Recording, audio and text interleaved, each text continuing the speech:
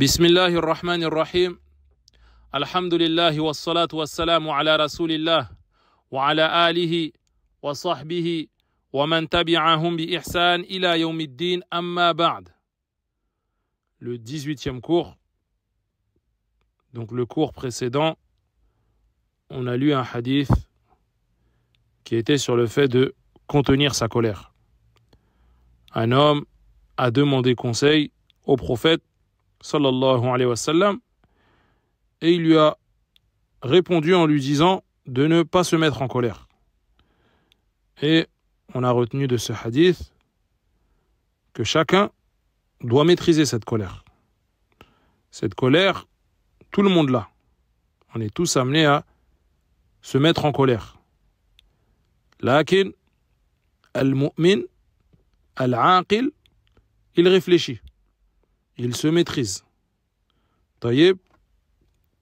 Aussi, on a dit que le prophète sallallahu alayhi wa sallam, il se mettait en colère que lorsque les lois d'Allah azza wa jal étaient transgressées. Il ne se mettait pas en colère pour sa propre personne. Et ça, c'est un dars. Chaque musulman doit se mettre en colère quand la religion est offensée.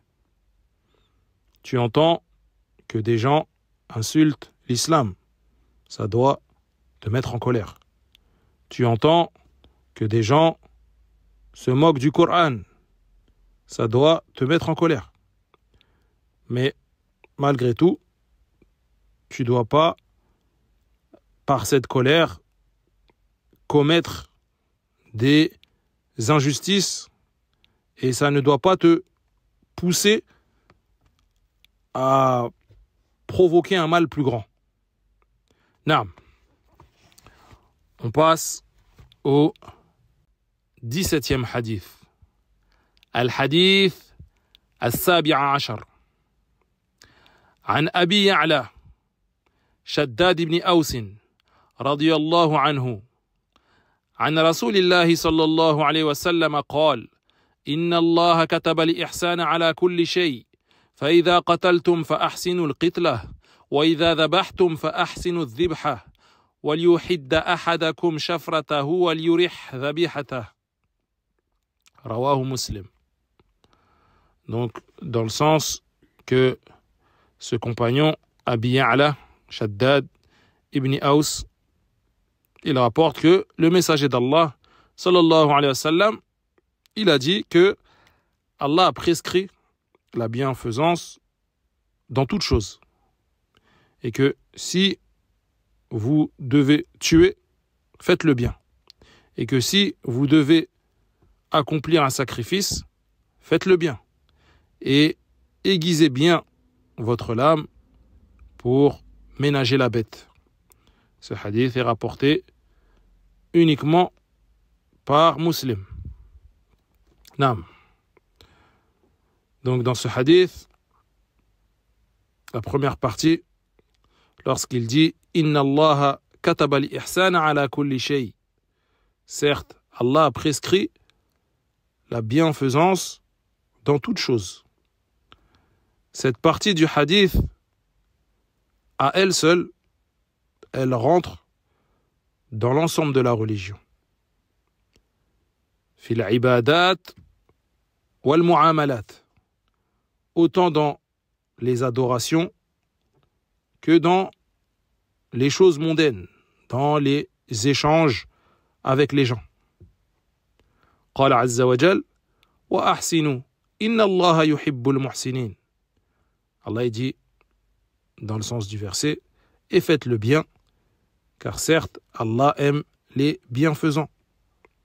Donc tout ce que tu entreprends, tu le fais avec ihsan. Tu le fais de la meilleure des façons. Tu bâcles rien. Tu mets la barre haute comme on dit. Tu donnes le meilleur dans tout ce que tu fais. وهناك الإحسان مع الخالق والإحسان مع الخلق. Il y a la bienfaisance avec le Créateur avant tout, et vient ensuite la bienfaisance avec la créature. Et al-ihsan, qu'on a vu, si on se souvient dans le hadith Jibril, c'était al-ihsan ma'al khaliq, avec le Créateur, ay ma'allahi subhanahu wa ta'ala, lorsqu'il lui a dit an ta'budallah ka'annaka tarahu fa in lam takun tarahu fa innahu yarak. La bienfaisance envers Allah Azza wa Jal, c'est le fait que tu l'adores comme si tu le voyais, et que si tu ne le vois pas, lui il te voit. Naam. Et là, dans ce hadith qu'on voit aujourd'hui, c'est al-ihsan ma'al khalq, avec la création, c'est-à-dire d'être bienfaisant avec l'ensemble de la créature. طيب. قوله إن الله كتب الإحسان على كل شيء. الإحسان ضد الإساءة. Donc, concernant sa parole, que Allah a prescrit la bienfaisance dans toute chose, la bienfaisance est le contraire de la malfaisance. وكتب بمعنى شرع وأوجب فالكتابة دينية شرعية والإحسان فيها يكون عاما للإنسان والحيوان. Donc, le fait de, quand il dit kataba, qui veut dire prescrire, légiférer, c'est rendre obligatoire. La prescription est donc religieuse. Et la bienfaisance, c'est plus général. Ça concerne à la fois les hommes et les animaux. Nam. ثم أمر الرسول صلى الله عليه وسلم بإحسان القتلة والذبحة وإحداد الشفرة وإراحة الذبيحة. Ensuite, le prophète sallallahu alayhi wa sallam a ordonné la bienfaisance lorsque on doit exécuter ou sacrifier une bête, de bien aiguiser la lame et de ménager la bête. وهذا مثال من أمثلة إيقاع الإحسان عند قتل الإنسان المستحق أو المستحق للقتل والذبح الحيوان. Et ça, c'est une forme de bienfaisance lorsque on doit exécuter une personne qui mérite la sentence, ou également lorsqu'on sacrifie un animal. وذلك بسلوك أسهل الطرق التي يكون بها إزهاق النفس من غير تعذيب. Et ça doit se faire de la manière la plus aisée pour l'exécution, c'est-à-dire sans faire souffrir. La meilleure des façons est de façon rapide, pour ne pas faire souffrir la personne qui subit cette exécution, ou si c'est pour un sacrifice, pour que cette bête soit sacrifiée le plus rapidement. Naam. فإذا قتلتم فأحسنوا القتلة.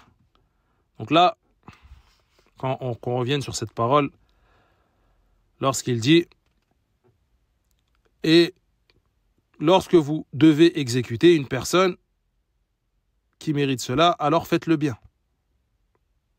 C'est-à-dire que même la personne qui doit subir la sentence, son exécution doit être bien faite et aller vite pour amoindrir sa souffrance.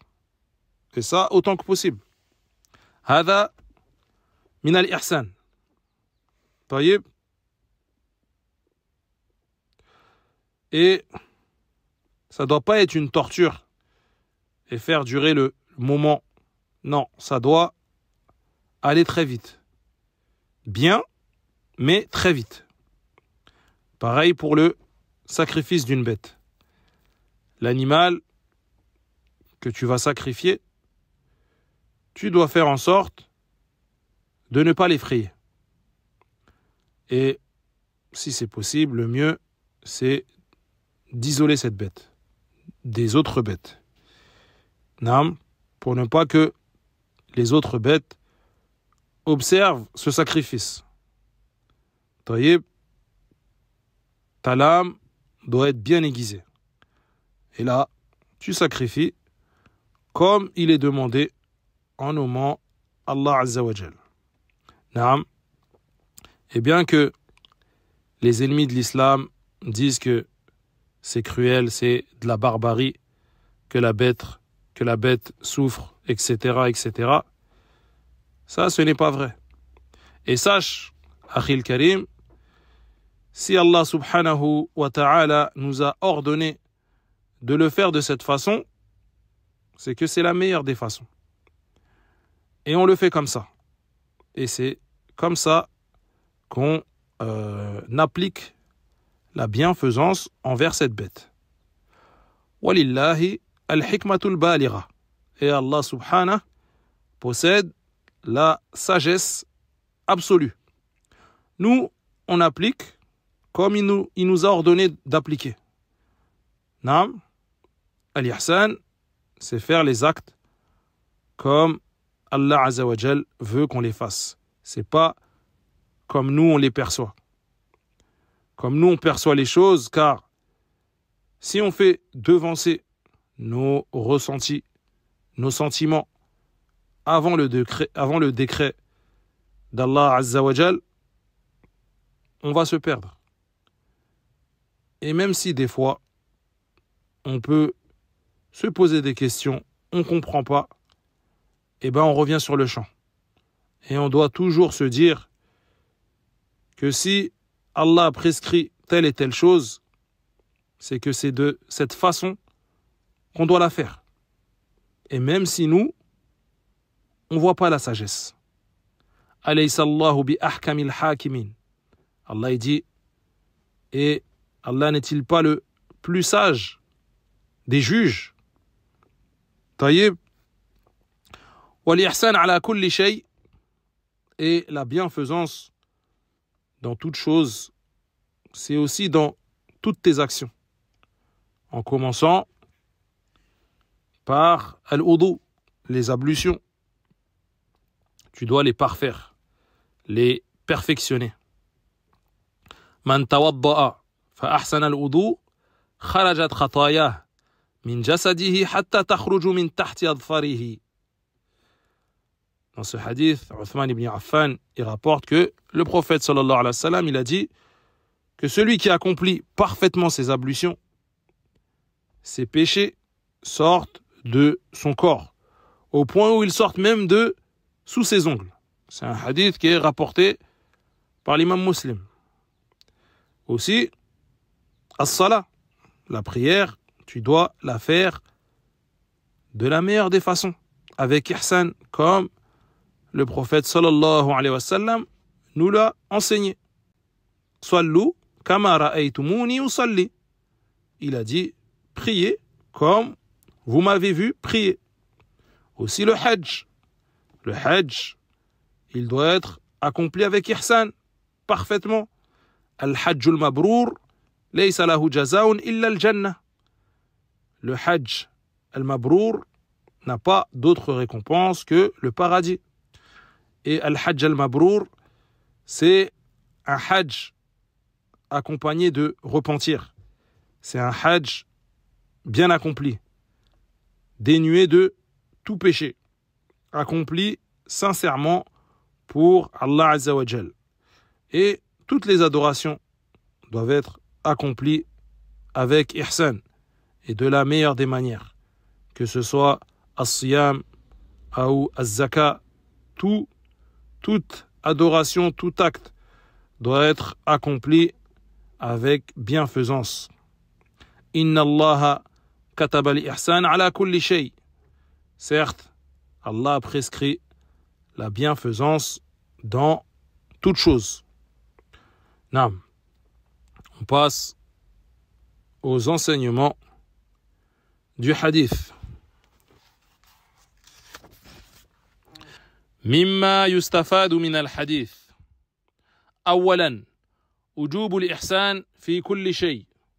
Donc le premier enseignement, l'obligation de la bienfaisance dans toute chose.